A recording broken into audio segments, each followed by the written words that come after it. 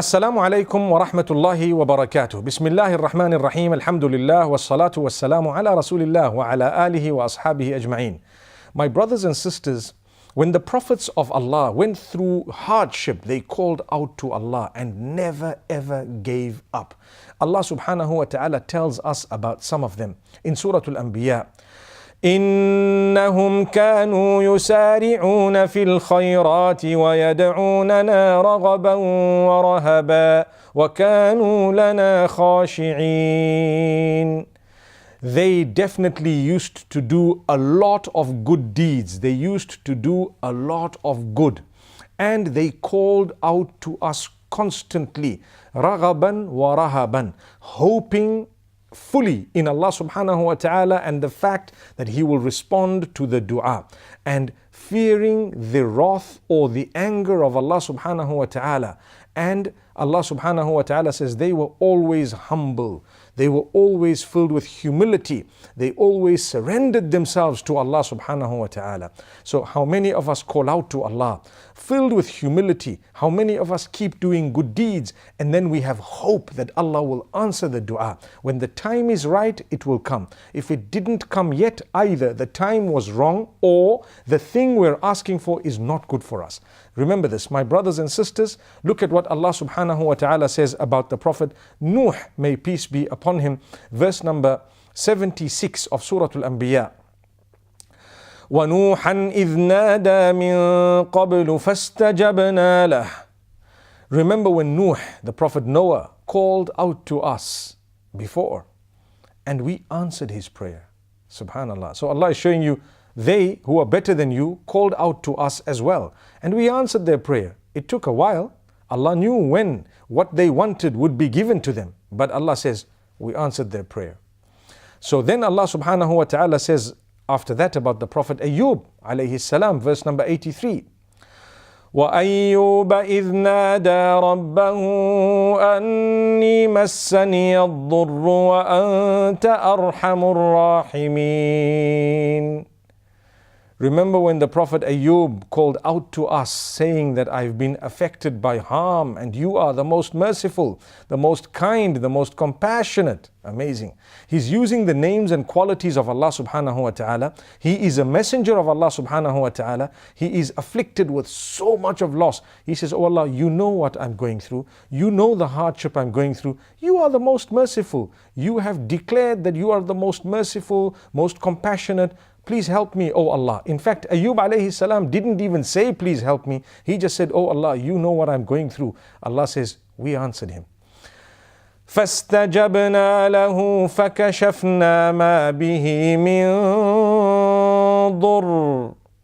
We answered his dua, his prayer, his supplication, and we took away that which was harming him. Wow. How many of us lose hope in the mercy of Allah subhanahu wa ta'ala?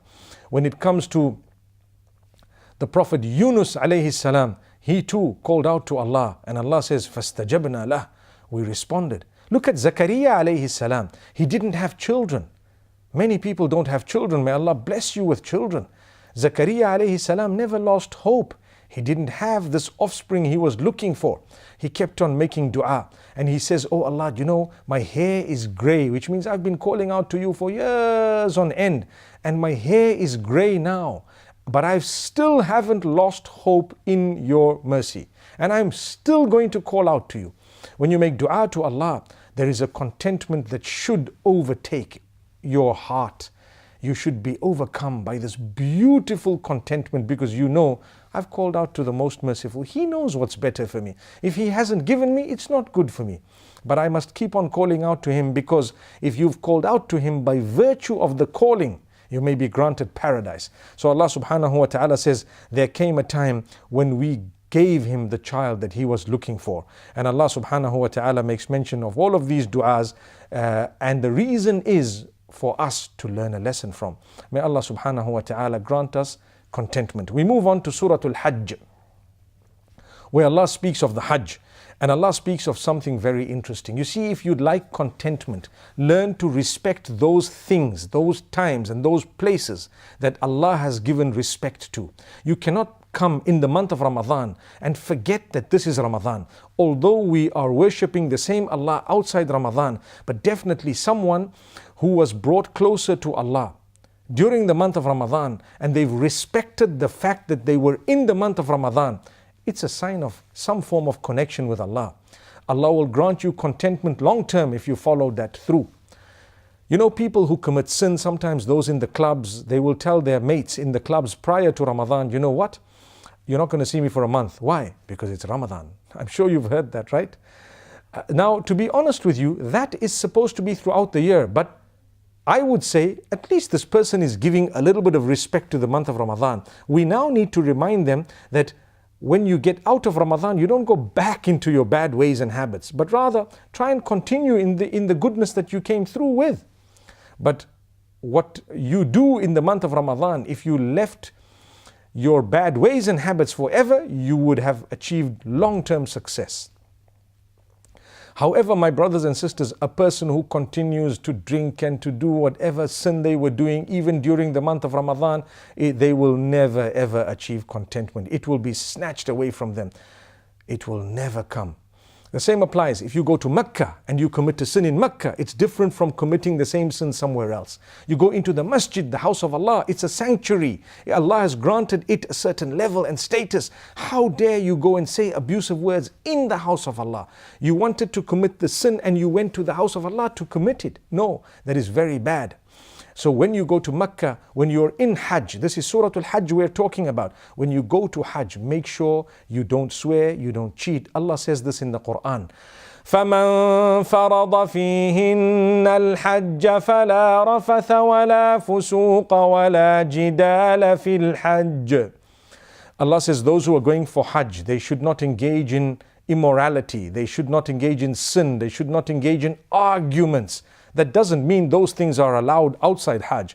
But Allah is mentioning it about Hajj because it is more sinful to engage in those things in a place that is considered so spiritual, so elevated by Allah.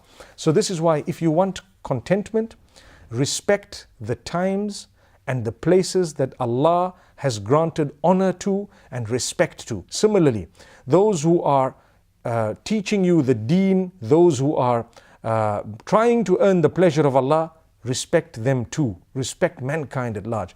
So my brothers and sisters, listen to this verse. Allah says, ذَلِكَ وَمَنْ يُعَظِّمْ شَعَائِرَ اللَّهِ فَإِنَّهَا مِنْ تَقْوَى الْقُلُوبِ. Indeed, those who grant respect and honor to that which is the sanctuary of Allah, to the sanctuaries of Allah, it is a sign of piety in the heart. When Allah has given a place virtue, you need to remember if your heart has a little bit of piety in it, a connection with Allah, you will grant that place its deserved respect. May Allah subhanahu wa ta'ala help us. Then we move on to Surah Al-Mu'minun. MashaAllah, the opening verses of this surah will bring about a lot of contentment if we were to read it and adopt it and teach it to others. Because Allah says, قَدْ أَفْلَحَ الْمُؤْمِنُونَ الَّذِينَ هُمْ فِي صَلَاتِهِمْ خَاشِعُونَ. Successful are the believers, those who concentrate in their prayers. Try to concentrate. How would I achieve concentration in my prayer? So Allah is saying successful are the believers, those who pray with maximum possible concentration according to their level. Everyone's level of concentration is different. You want contentment? Work on your concentration in salah. How will I achieve that? So Allah continues to say, الَّذِينَ هُمْ عَنِ اللَّغْوِ مُعْرِضُونَ. Those who stay away from, those who turn away from that which is futile. That which is futile, you stay away from it. Those who give zakah, those who cleanse themselves, those who purify themselves, those who give charity to the poor, they reach out to those who don't have with what they have. Those who protect their private parts, they don't commit adultery. Those who fulfill their trust, they fulfill what Allah has entrusted them with and what people have entrusted them with. Those who fulfill their 5 daily prayers. So when we do all of these things, we will automatically be increasing the concentration in salah. And through that, we will achieve contentment and success. When you enter the house of Allah, if it doesn't bring about contentment within you, what more do you, meaning what would you like to have there? It should bring about a beautiful contentment. My brothers and sisters, the next time you enter the house of Allah, remember, forget about everything. Concentrate on Allah subhanahu wa ta'ala. Concentrate on what you're doing, the pleasure of Allah. Allah does not need your acts of worship, but you actually need those acts of worship. Amazing. My brothers and sisters, when you occupy your mind with that which is unnecessary, you lose concentration and you lose contentment as a result. Imagine a person who sits and watches pornography. May Allah protect us. What happens to their minds? These minds become preoccupied with so much. And then you want concentration in salah, and then you want contentment. You're not going to get concentration. You know, images will keep on coming in front of you when you're trying to get closer to Allah subhanahu wa ta'ala. So therefore, remember to cut out that which is futile. When you look at too many images, you're into all the movies and all the games and everything so much that you've forgotten the times of prayer and you're into it more than you're into Allah subhanahu wa ta'ala. What contentment would you like? You won't even have concentration in prayer. Forget about the concentration, you won't even pray. May Allah subhanahu wa ta'ala not do that to us. So remember, cut out that which is futile. It doesn't benefit you. It's a waste of time. Anything that's a waste of time, learn to cut it out. You'll be happy. Do that which is constructive. Use your time responsibly and see what happens. Allah will open your doors in the dunya and the akhirah. May Allah subhanahu wa ta'ala grant us responsibility, and may Allah grant us concentration in salah and happiness and contentment. أقول قولي هذا وصلى الله وسلم وبارك على نبينا محمد. الذين آمنوا وتطمئن قلوبهم بذكر الله ألا بذكر الله تطمئن القلوب.